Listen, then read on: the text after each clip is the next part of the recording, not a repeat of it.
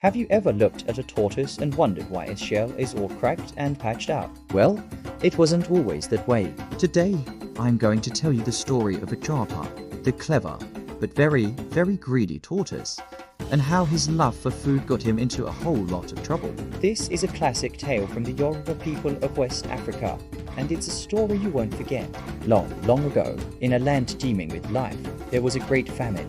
The rains had forgotten to fall, the yams refused to grow, and the rivers ran dry.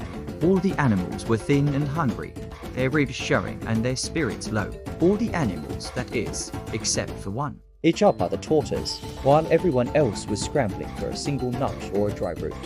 Ijapa always seemed to have a full belly. How? Well, Ijapa was a master of cunning, a trickster of the highest order. He could talk a squirrel out of its last nut and a monkey out of its only banana. He was selfish and didn't share with anyone, not even his own family.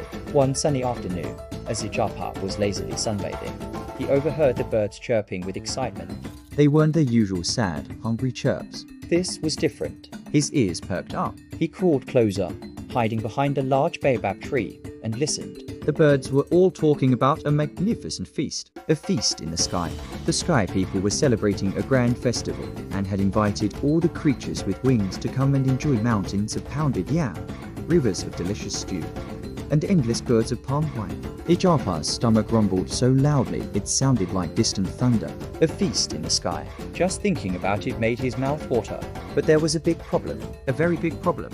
Tortoises don't have wings. How could he possibly get up there? He watched the birds preening their feathers, getting ready for the party of a lifetime, and a sly, greedy idea began to form in his clever mind. He slowly ambled out from behind the tree, putting on his most pitiful and friendly face. "My dear friends, my wonderful, beautiful feathered friends," he called out in a sweet, syrupy voice. The birds stopped their chatter and looked down at him. "I couldn't help but overhear your joyful news," Ijapa continued, "and my heart soars for you." A feast, how marvelous! But alas, I am so very hungry. The famine has been cruel to me and my poor family. We haven't eaten a proper meal in weeks. He managed to squeeze out a single tear, which rolled dramatically down his dusty cheek. The birds, who were kind and compassionate creatures, felt a pang of pity for the sad-looking tortoise. "We are sorry to hear that, Ijapa," said the eagle, who was the leader of the birds. "But the feast is in the sky.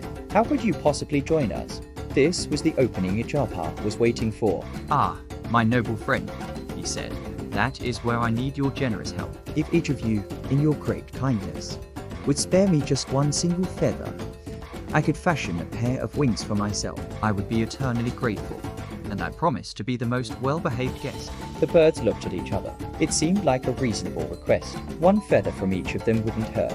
So, one by one, the dove, the parrot, the hornbill, and all the other birds plucked a single feather and gave it to Ijapa. With a sticky sap from a rubber tree, Ijapa painstakingly glued the feathers all over his body and his hard shell. Soon, he was covered in a glorious, multicolored coat of feathers. He looked ridiculous, but he flapped his arms, and to everyone's surprise, he could actually fly. Awkwardly, and not very high, but it was enough. As they were all about to set off, Ijapa cleared his throat. "My friends," he announced, "since we are all going to this feast as one group, it is customary that we choose a single name to represent us all. It will make things less confusing for our hosts." The birds agreed this was a wise idea. "I have the perfect name," Ijapa declared. "For this journey, let our collective name be all of you." The birds thought it was a bit of a strange name, but Ijapa was so enthusiastic, they just shrugged and agreed. All of you, it was. And with that, the flock, with the clumsy, feathered tortoise in their midst, took to the sky, flying towards the magnificent feast. When they arrived in the Sky Kingdom, the hosts were amazed to see a flying tortoise. They welcomed the group warmly. The feast was even more splendid than the birds had described. There were steaming mountains of fufu, bowls of a goosey soup rich with fish and meat, platters of roasted plantains, and fruits of every color and shape imaginable. The aroma was intoxicating. The host of the feast, a kind sky spirit, stepped forward and smiled. "Welcome, our winged guests. We have prepared this feast for you." "Who is this for?" he asked, gesturing to the incredible spread of food. Before any of the birds could speak, Ijapa stepped forward, puffed out his chest, and boomed, "It is for all of you." The host smiled. "Ah, wonderful.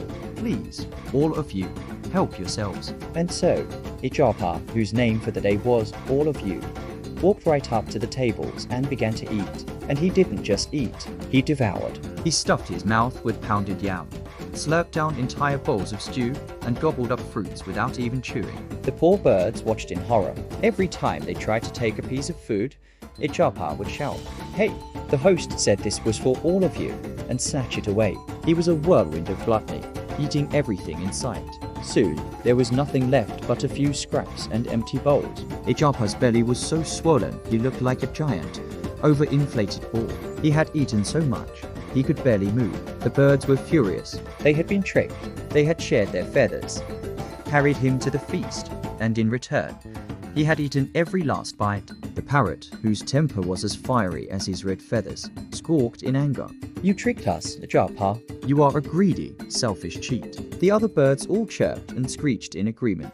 "Give me back my feather," the parrot demanded, and he swooped down and plucked his feather from Ijapa's shell. One by one, the other birds did the same. "And mine," cried the eagle. "And mine," chirped the sparrow, in a flurry of righteous anger. They took back every single one of their feathers, leaving Ijapa featherless, stranded, and incredibly full, all alone in the Sky Kingdom. The birds flew away, leaving him to his fate. Now Ijapa had a real problem. He was high in the sky, with a belly so heavy he could barely stand, and no wings to get back down. He was terrified. He crawled to the edge of the clouds and peered down. The earth was a tiny green and brown patch far, far below. He shouted down to his wife, Yanibo, who was in the compound below. "Yanibo, Yanibo, I'm stuck. Quickly, bring out all the soft things in the house. Pile up the mats, the blankets, the pillows. Make a soft pile for me to land on." But the distance was great, and the wind twisted his words. Yanibo looked up, shielding her eyes from the sun. What was he saying? "Bring out the hard things," she thought she heard. "The mortars, the grinding stones, the hoes." It seemed like a very strange request, but her husband had always been eccentric. So, she did as she thought he had asked. She gathered all the hard, solid objects from their home and the yard stones, wooden stools, metal pots, and made a large hard pile directly below where Ijapa was perched. Ijapa, seeing the pile growing below, thought his wife had prepared a soft landing for him. With a deep breath and a prayer, he tucked in his head and legs and let himself fall. He fell and fell and fell. Down, down, down he tumbled through the air. But instead of landing on a soft pile of blankets, he crashed with a tremendous, echoing crack onto the pile of stones and hard objects. His beautiful, smooth shell shattered into 100 tiny pieces. Ijapa lay there, moaning in pain, surrounded by the fragments of his once perfect home. All the animals, hearing the commotion, came to see what had happened. They saw the greedy tortoise, broken and humbled. A powerful medicine man of the forest eventually took pity on him and painstakingly glued the pieces of his shell back together. But the shell was never the same again. It was a patchwork of cracks and lines, a permanent reminder of his greed and trickery. And that is why, to this very day, the tortoise carries a cracked shell on its back. It serves as a constant lesson to all who see it, that greed never leads to anything good, and that when you trick your friends, you might just end up falling from a very great height. Thanks for watching our story today. If you enjoyed this folktale, don't forget to like, subscribe, and hit that notification bell so you don't miss our next adventure into the world of myths and legends. See you next time.